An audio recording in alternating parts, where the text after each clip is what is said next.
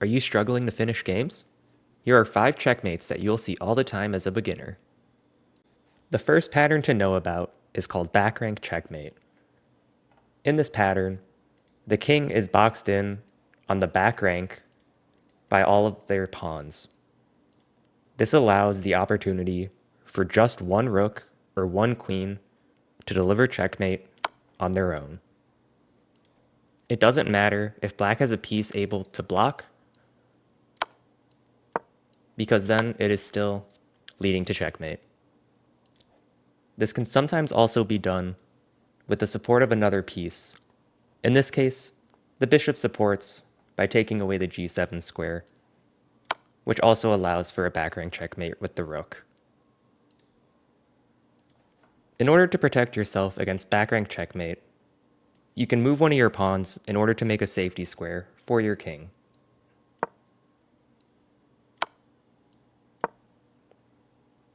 The next checkmating pattern involves a queen with one other supporting piece, in this case, a bishop. If the queen can be safely placed next to the king, that often leads to checkmate on the edge of the board, like so. This pattern can be seen with Scholar's Mate as early as move 4, when the queen and the bishop team up on the f7 pawn. Of course, this can also be done with a queen and a rook teamed up.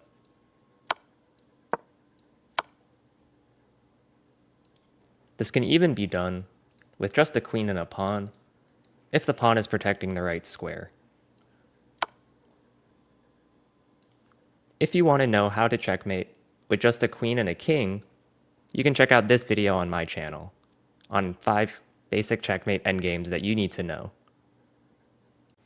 Next up, we have ladder mate, which can be done with 2 rooks, or 2 queens, or any combination of rooks and queens.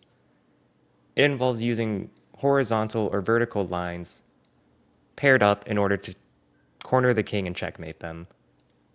In this example, we can play rook b8 in order to deliver checkmate. This can be done from further back by shuffling the rooks in what looks like a laddering pattern.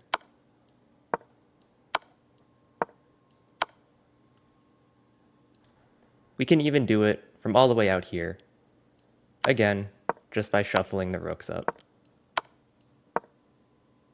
We can't move the rook here because the king would take it, so we can just slide across this way. Next, we have Smothered Mate. This is defined when the king is completely boxed in by a bunch of pieces, and one side is able to deliver checkmate with just a knight, because the king has nowhere to move. This can sometimes also be done in the middle of the board, when the pawn that's in front of the king ends up being pinned by another piece, in this case, the queen. This can sometimes even be done by sacrificing your queen in order to force black to capture with the rook, entombing the king in the corner, then setting up a smothered mate. And speaking of mates, you can easily checkmate this video by subscribing and hitting the like button. The final checkmating pattern of this video is known as the Arabian Mate. This usually involves a knight and a rook teaming up in order to deliver checkmate to the king. In this case, the knight takes away the important squares here and here, allowing us to deliver checkmate with the rook. This can sometimes also be done with the bishop performing the same role as the knight.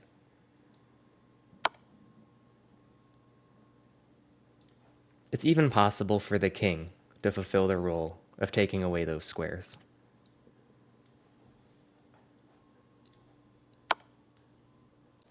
My last piece of advice is that it's not enough to just know the checkmate patterns.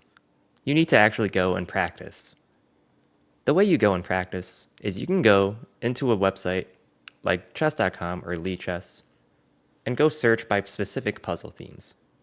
I'll post a link to Lichess in the description because Lichess allows you to do unlimited puzzles for free. In the puzzle themes, you can scroll down and find patterns for different mates. If you're more on the beginner side, you can start by doing just mate in 1s, and as you get more comfortable, move up to mate in 2s, then mate in 3s, and so on, and eventually just look for checkmates in general. This is the best way to actually go about and practice how to find checkmates in your games. I have a guide here on how to do puzzles the right way to get maximum time and efficiency and improvement out of doing puzzles, so you can check that out at the end of this video. And that's it for this video. I definitely did not cover all of the mating patterns that exist out there, because there are so many. So if you want me to make a part 2 to this video, I would be happy to do so. You can just let me know by making a comment. Other than that, good luck in your future chess games, have a good rest of your day, and goodbye.